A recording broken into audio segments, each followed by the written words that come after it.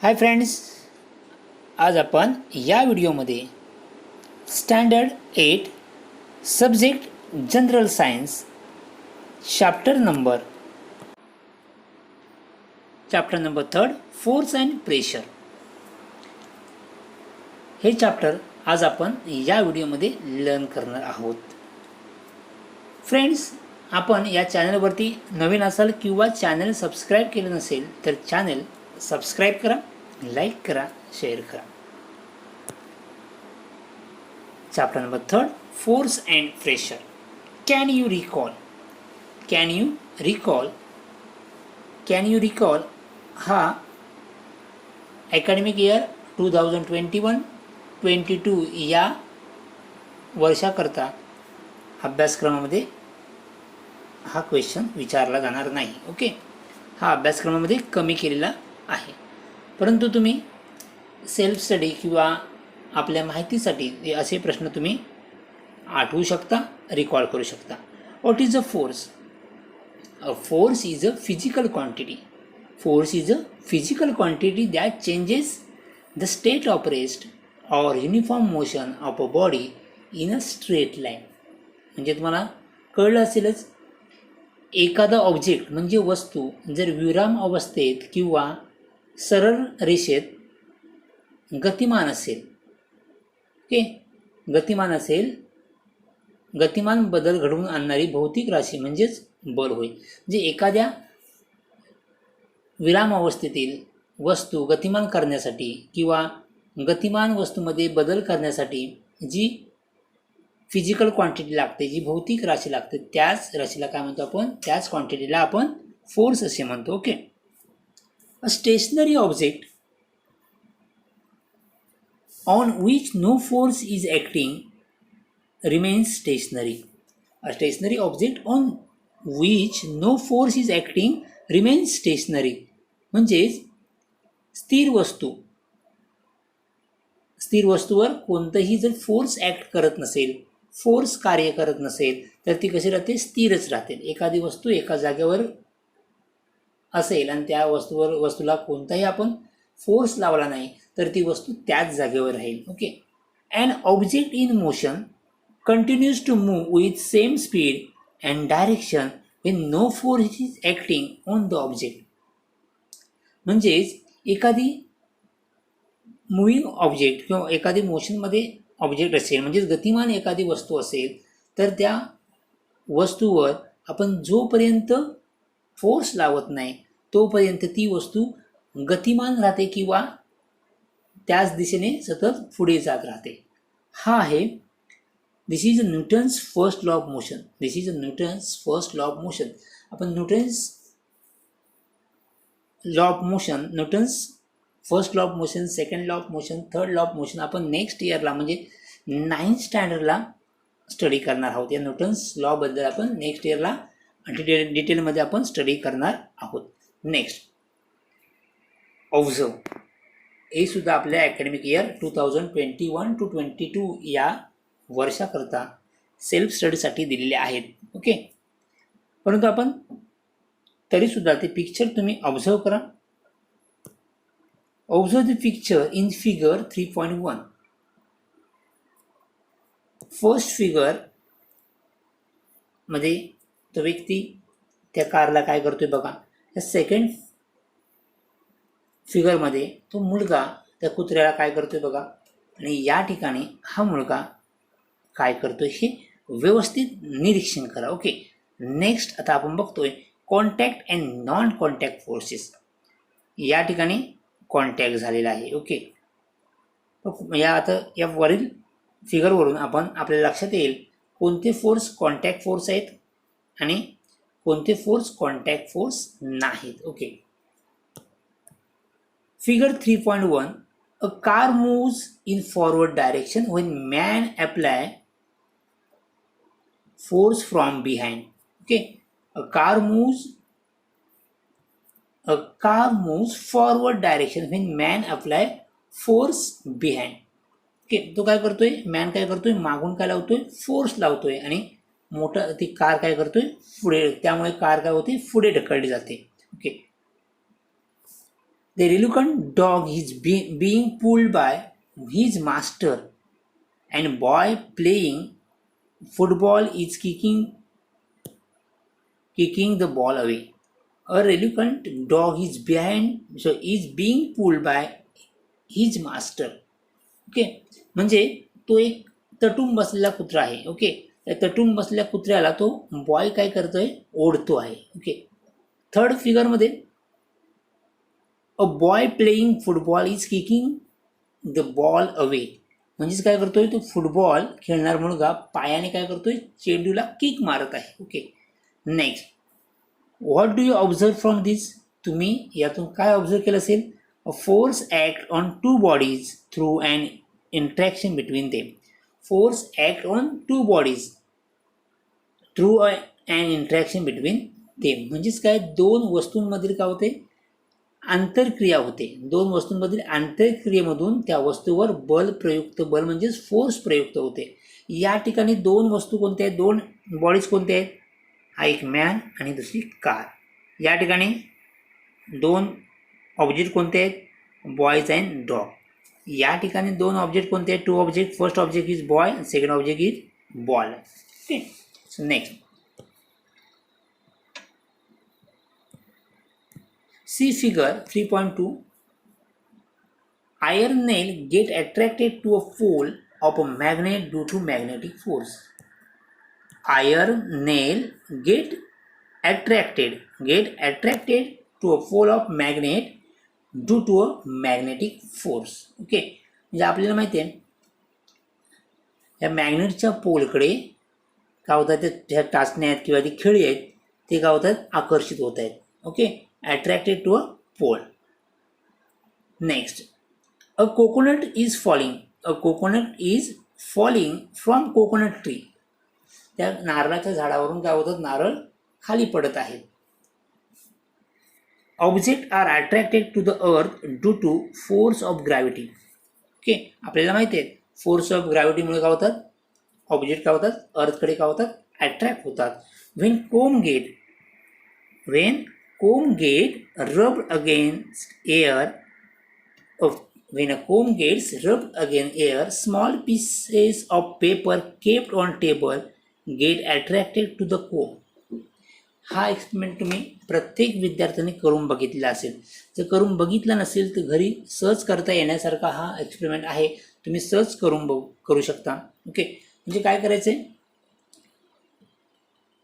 तो कोंब असतो जे आपण फणी म्हणतो. ओके.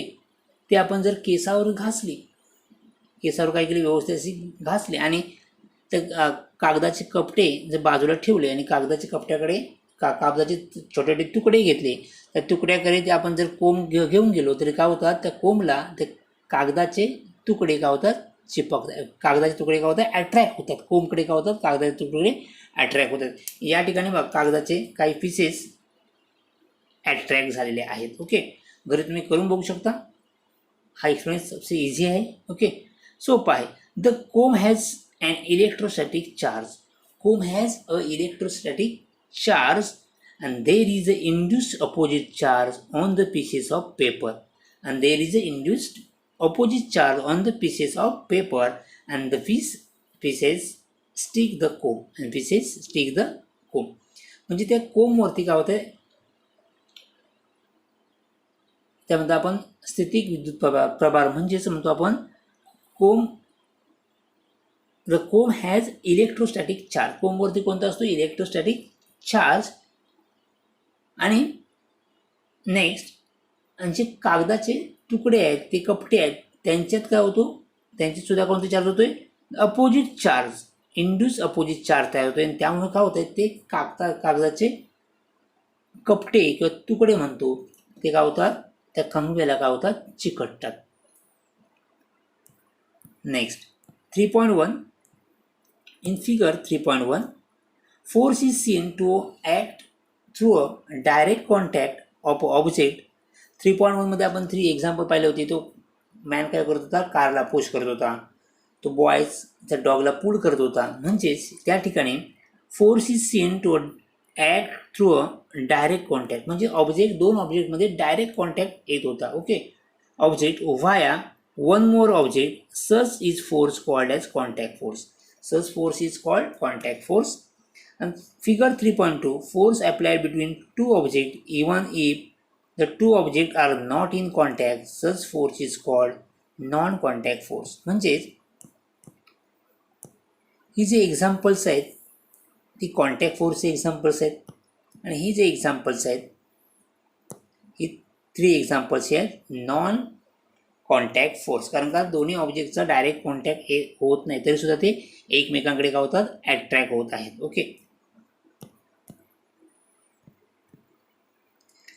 so muscular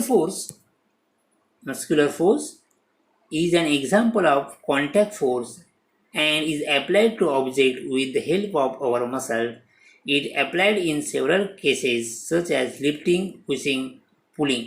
म्हणजे जे मस्क्युलर फोर्स आहे हे एक कॉन्टॅक्ट फोर्सचं एक्झाम्पल आहे. हे आपल्याला स्नायूंच्या किंवा त्या मसलच्या मदतीने आपण काय करतो, एखाद्या ऑब्जेक्टवरती काय करतो, फोर्स प्रयुक्त करतो, की म्हणजेच उचलणे म्हणजे लिफ्टिंग, पुशिंग ढकलणे, पुलिंग ओढणे, अशा क्रियेमधून ते काय होते, प्रयुक्त होते. Next, forces like magnetic force, gravitational force, electrostatic force act without contact. Magnetic force आपण एक्झाम्पल पाहिलं, magnetic force. Okay, electrostatic force या ठिकाणी होतं कोममध्ये, and act without contact. The magnetic force, gravitational force, electrostatic force act without contact, therefore these are example of non contact force. Okay, next, when ball is kept on a table and pushed a little, it moves ahead and gets slow and stop. म्हणजे एखाद्या बॉलला आपण ball टेबलावर ठेवून त्याला हलकासा जर धक्का मारला तर तो थोडा पुढे जाऊन काय होतो, संत म्हणजे पुढे जाऊन काय होतो, थांबतो. जर car running on a plane road travel some distance and stop after the engine switch off. म्हणजेच जर आपण प्लेन रोडवरती पळणारी मोटार गाडी किंवा कार म्हणतो आपण, याची इंजिन बंद केल्यानंतर सुद्धा थोडे अंतर जाऊन पुढे थांबते. This is because of the force friction between the ground surface and object in motion. This is because of the force friction between the ground surface and object motion. Okay, in absence of friction force, the object would have remained in motion. जर त्या ठिकाणी friction force नसेल तर तो object काय would have remained in motion. Object काय राहील, गतिमान राहील. जी गती असेल त्याच गतीमध्ये तो राहील. Okay, the frictional force is very useful in daily life. Frictional force is very useful in daily life. Frictional force हा रोजच्या जीवनात अतिशय उपयुक्त आहे. While walking, we push. Absence of friction, we will slip and will not able to walk. All the objects in motion have frictional force acting on them, which acting in the direction opposite to the direction of motion. Okay, आपण या ठिकाणी example पाहिलेलं आहे. जर frictional force नसेल तर आपण काय करतो, बस जमिनीवर चालताना आपण पावलाने जमीन मागे ढकलत असतो. जर फ्रिक्शनल फोर्स नसेल तर आपण घसरून पडू शकतो किंवा चालू शकणार नाही. जर फ्रिक्शनल फोर्स असेल तर आपण घसरून पडू किंवा चालू शकणार नाही. तुम्हाला कधी कधी लक्षात येईल, तुम्ही जर स्लीपर यूज करत असाल किंवा एखादी चप्पल खालून जर गुळगुळीत झाली, होय, खाली आपण चप्पलचा खालचा पृष्ठभाग बघा खडबडीत असतो. तर खडबडीत असण्याचं कारण हे तेच असतं का फ्रिक्शनल फोर्स वाढण्यासाठी. आणि जर ती चप्पल प्लेन असेल तर आपण काय करतो, घसरून पडतो. जेव्हा प्लेन वापरून काय होते, खालचा जो पृष्ठभाग जर झिजतो तर झिजल्यानंतर आपण काय कधी कधी काय होतं घसरून पडायला होतं. ओके, म्हणजेच फ्रिक्शनल फोर्स खूप महत्त्वाचा आहे. We will slip and will not able to walk absence of friction. म्हणजे फ्रिक्शन नसेल तर आपण काय करू चालू शकत नाही किंवा आपण घसरून पडू शकतो. All object in motion have frictional force acting on them which is acting in the direction opposite to the direction of motion. म्हणजे जे फ्रिक्शन फोर्स हे सर्व गतिमान वस्तूंवर काय असते प्रयुक्त असते आणि ते गतीच्या दिशेच्या विरुद्ध दिशेने काय होते कार्य करत असते, म्हणजेच प्रयुक्त होत असते. You must have seen one tends to slip over banana peels on the street. तुम्ही रस्त्याच्या केळीच्या साळ्यावरून घसरायला होते हे तुम्हाला माहीत असेल किंवा पाहिले असेल. जर केळीचं साल असेल तर त्यावर चुकून पाय पडला तर काय होते पाय आपला घसरतो. तसेच similarly one can slip due to mud. आपण चिखलावरती सुद्धा घसरायला होतं. Both examples occurs due to reduce friction. Occurs due to reduce friction म्हणजेच त्या ठिकाणी फ्रिक्शन कमी झाल्यामुळे काय होतं आपल्या घसरायला होतं. Okay, next use your brain. Make list of some more examples in which contact and non contact force applied. Write the type of force. Contact and non contact तुम्ही काही एक्झाम्पल देऊ शकता. Okay, to lift a ball lying on the ground. म्हणजे या ठिकाणी कोणतं force होतोय muscular force and friction force. Second example तुम्ही देऊ शकताय कट ॲपल विथ नाईफ. या ठिकाणी कोणता फोर्स आपण अप्लाय करतो muscular force and frictional force. हे झाले कॉन्टॅक्ट फोर्सचे एक्झाम्पल्स होते. Next non contact forces. Motion of electrons around the nucleus of an atom. Okay, motion of electrons around the nucleus. आपल्याला माहिती आहे इलेक्ट्रॉन काय करतो न्यूक्लियस होती काय करतो रिव्हॉल्व्स करतो. Okay, second example motion of earth around the sun. That is gravitational force. Motion of earth around the sun and motion of an electron around the nucleus. या ठिकाणी होते फोर्स कोणता आहे इलेक्ट्रिक फोर्स. हे झाले काही आपण एक्झाम्पल पाहिलेले आहेत. Try this. Next try this. Take two plastic bottles with rectangular shape.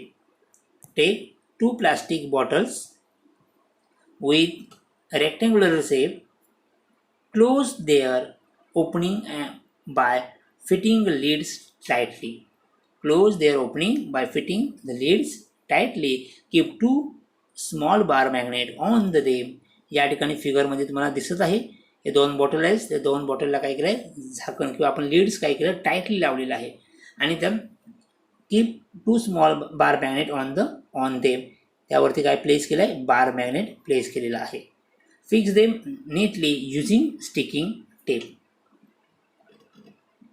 म्हणजे काय केलं आपण या प्लास्टिकच्या दोन रेक्टँग्युलर साईजच्या आपण बाटल्या घेतलेल्या आहेत. त्याची झाकणे काय केली आहेत घट्ट बसवलेली आहेत आणि दोन्ही बाटल्यांवरती दोन लहान बार मॅग्नेट ठेवलेले आहेत आणि ते चिकटपट्टीच्या साहाय्याने काय केले नीट बसवलेले आहेत. Next fill big plastic tray with water. हा जो ट्रे मध्ये काय घेतले वॉटर घेतले with water and leave the two bottle floating with magnet at top.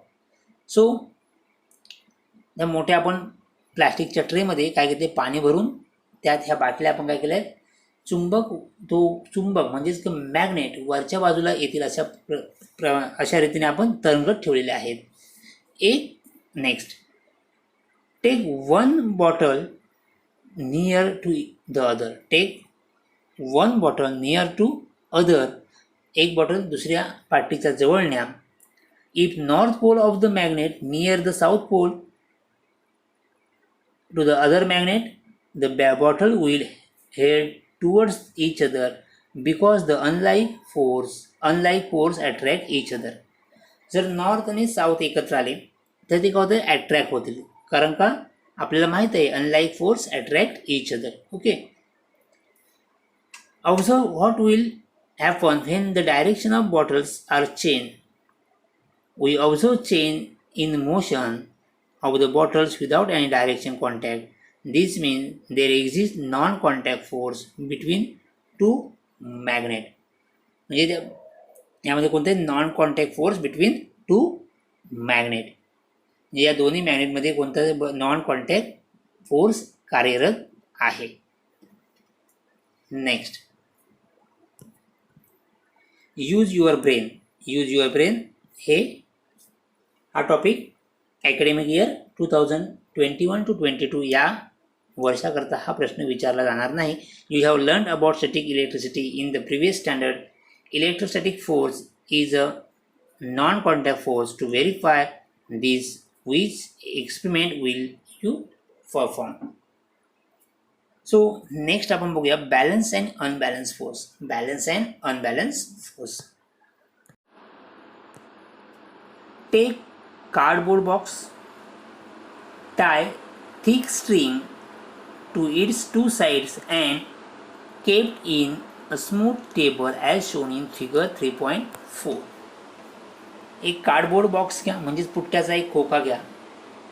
घेऊन त्याच्या दोन्ही बाजूंना काय करा, एक स्ट्रिंग म्हणजे एक धागा घ्या आणि ते जाड दोरा बांधून 3.4 मध्ये जी फिगरमध्ये दाखवल्याप्रमाणे खोके तो बॉक्स काय करा, सपाट पृष्ठभागाच्या टेबलावर ठेवा.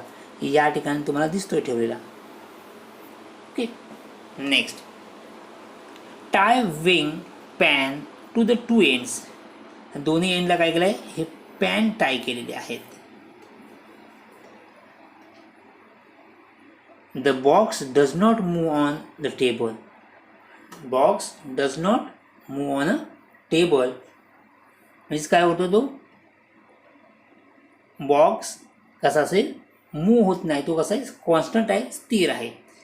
If more mass is kept in one of the pan than the other box start moving in the direction of the pan. म्हणजे एखाद्या पारड्यात आपण जर दुसऱ्या पारड्यापेक्षा अधिक मास असलेल्या किंवा अधिक वस्तुमान असलेल्या किंवा अधिक वजन असलेल्या काय केलं आहे, वस्तुमान दोन्ही पाड्यात काय होते,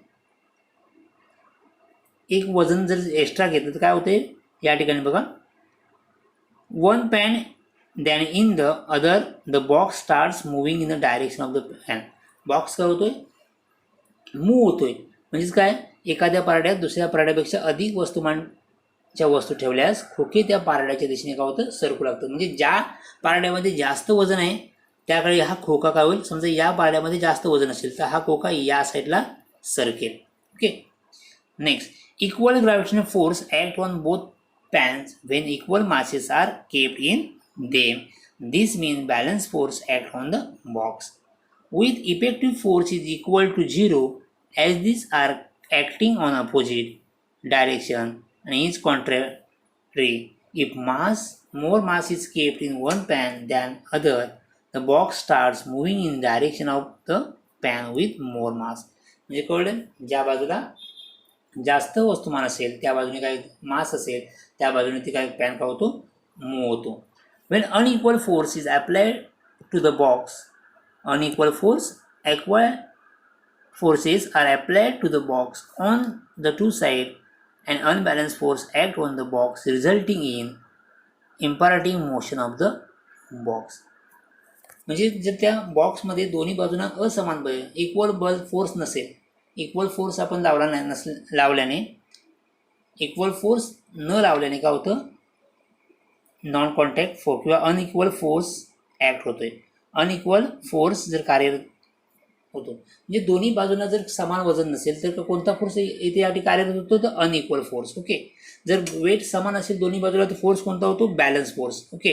आणि दोन्ही बाजूला वजन वेगवेगळे असेल किंवा मासेस वेगवेगळे असतील तर काय होतो, कोणता force, unbalance force. Okay. So next, children playing tug of war. pull the rope in their respective direction. If the pull of the force equal on two sides, the rope does not move. तुम्ही रस्सीखेच खेळणारी मुले पाहिले असतील किंवा तुम्ही स्वतः रस्सीखेच खेळला असेल देखील. ओके, तर दोन्ही बाजूने सारखीच ओढ म्हणजेच बल सारखं असेल, दोन्ही बाजूला जर बल सारखं असेल तर काय होणार, दोर काय होत नाही, हलत नाही, म्हणजे कोणीही जिंकणार नाही. दोन्ही बाजूला फोर्स जर इक्वल झाला तर एकही टीम जिंकणार नाही. Okay, the force more one side the rope moves that direction. आणि एका साईडला जर फोर्स जास्त झाला तर काय होतं, तो रोप काय होतो त्या बाजूला सरकतो. म्हणजे ज्या बाजूला फोर्स जास्त असेल ती टीम काय होते, जिंकते. Okay, this means initially two forces are balance. म्हणजे दोन्ही बाजूला फोर्स इक्वल असेल तर टू फोर्सेस काय होतात, बॅलन्स होतात. Rope moves in direction higher force when forces become unbalance. Okay, जर तो रोप एका बाजूला ओढला गेला म्हणजे ज्या ठिकाणी जास्त फोर्स असेल त्या बाजूला जर ओढला गेला तर त्या ठिकाणी फोर्स कोणता आहे, फोर्सेस बिकम अनबॅलन्स. ओके, म्हणजे या ठिकाणी अनबॅलन्स, असंतुलित बल म्हणतो आपण त्याला, unbalance force. Let us see more example. आणखी आपण काही एक्झाम्पल बघूया. When big grain storage container is required to slide on the ground, it become easier if two person push it rather than one person. When force is applied by both in the same direction and movement is easy, you may have experienced this. What do you understand from this example? बघा, एखाद्या धान्याने भरलेला मोठा जर डबा जमिनीवरून सरकवताना तो एका व्यक्तीने सरकवण्यापेक्षा दोघांनी एकाच दिशेने बळ लावल्यास सरकणे काय होते, सोपं जातं. ओके, एका व्यक्तीने सरकवण्यापेक्षा जर तो दोन व्यक्तीने सरकवला डबा तर तो लगेच काय होईल, सरकवलं म्हणजे सरकवणे काय होईल, सोपं जाईल. याचा अनुभव तुम्ही घेतला असेलही. ओके, या उदाहरणावरून आपल्याला काय समजते. ओके, यावरून आपल्याला काय समजलं तर first, if several forces are applied on object in same direction, force equal to their addition act on object. Force equal to their addition act on their object. म्हणजे एखाद्या वस्तूवर एकाच दिशेने अनेक आपण फोर्स लावले. ओके, एकापेक्षा जास्त फोर्स लावल्यास त्याच्या बेरजे इतकं बल काय होतं, बेरजे इतकं फोर्स प्रयुक्त होतं. म्हणजे दोन व्यक्तींचा फोर्स एकत्र होतो, एका व्यक्तीचा फोर्स आणि दुसऱ्या व्यक्तीचा फोर्स, दोघांचे काय ॲडिशन होऊन तेवढा फोर्स त्या ऑब्जेक्टवरती अप्लाय होईल. Okay, next, if two forces are applied on one side in direction opposite to each other, the force equal to their differences act on the object. जर दोन फोर्स एकाच वस्तूवर परस्पर दिशेने बाजूने लावली. ओके, तर या पहिल्या एक्झाम्पलमध्ये आपण दोन फोर्सेस एकाच डायरेक्शनने लावलेली होती. आता दोन फोर्सेस दोन दिशेने आपण लावली. एका बाजूला एक फोर्स, एखाद्या आपण वस्तू ढकलायची असेल, एक व्यक्ती एका बाजूने असेल, दुसरे व्यक्ती दुसऱ्या बाजूने असतील आणि दोन्ही एकमेकांना ते पुश करायचं किंवा ढकलण्याचा प्रयत्न करत असतील किंवा ओढण्याचा प्रयत्न करत असतील तर त्या ठिकाणी काय होईल, पहिल्यामध्ये काय होतं, ॲडिशन झालं होतं. ओके, मग या ठिकाणी काय होईल, सबस्ट्रॅक्शन म्हणजेच काय, differences. If two forces are applied on the one object in direction opposite to each other, the forces equal to their difference act on other. म्हणजे दोन फोर्स एकाच वस्तूवर परस्पर विरुद्ध दिशेने लावली तर त्यांच्या डिफरन्स इतकं फोर्स काय होतं, प्रयुक्त होतं किंवा अप्लाय होतं. See, if force is express in magnitude and direction, force is express in magnitude and direction, therefore force is a vector quantity. Therefore force is a vector quantity. Okay, force expressed in magnitude and direction. तो direction म्हणूया. Force हे express करण्यासाठी काय करतं, magnitude आणि डिरेक्शनची गरज असते, म्हणूनच फोर्स ही वेक्टर क्वांटिटी आहे. Next, if more than one force are acting on the body, then effect on the body is due to net force. म्हणजे एखाद्या बॉडीवरती किंवा एखाद्या ऑब्जेक्टवरती एकापेक्षा अधिक फोर्स प्रयुक्त होत असतील तर त्या वस्तूवर होणारा परिणाम हा त्यावर प्रयुक्त निव्वळ बलामुळे असतो. When force is applied on stationary object it moves. एखाद्या स्टेशनरी ऑब्जेक्टवरती फोर्स आपण लावल्यावरती काय होते, वस्तू मूव्ह होते. म्हणजे स्थिर म्हणजे एखादी स्थिर वस्तू, एखाद्या स्थिर वस्तू काय होते, फोर्समुळे काय होते, त्याची स्थिती काय होते, बदलते. Its speed and direction change. फोर्समुळे काय होते, स्पीड चेंज होतोय, डायरेक्शनसुद्धा चेंज होते. Okay. Similarly force required to stop on object in motion. एखादं ऑब्जेक्ट मोशनमध्ये असेल तर ते थांबवण्यासाठी फोर्सची गरज असते. When object can change its shape due to force. काही ऑब्जेक्टचा आपण शेपसुद्धा काय होतो, चेंज होतो. Okay. While kneading a dough made from flour, the dough changes its shape, and when force is applied, a potter applies a force in specific direction while shaping the pot. Rubber, when stretch, expand. There are many such examples. म्हणजे आपल्याला माहिती आहे, कणिक मळताना कणकेच्या गोळ्याला बल लावले तर त्याचा काय होतो, आकार बदलतो. किंवा कुंभार काय होतो, मडक्याला आकार देताना विशिष्ट दिशेने काय लावतो, फोर्स अप्लाय करतो. आणखी एक्झाम्पल, आपण जर रबर स्ट्रेच केला तर काय होतो, तो प्रसरण पावतो.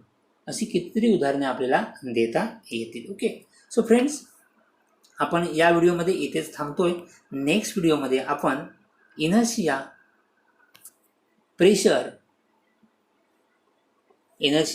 प्रेशर हे टॉपिक स्टडी करणार आहोत. थँक्यू. Bye bye.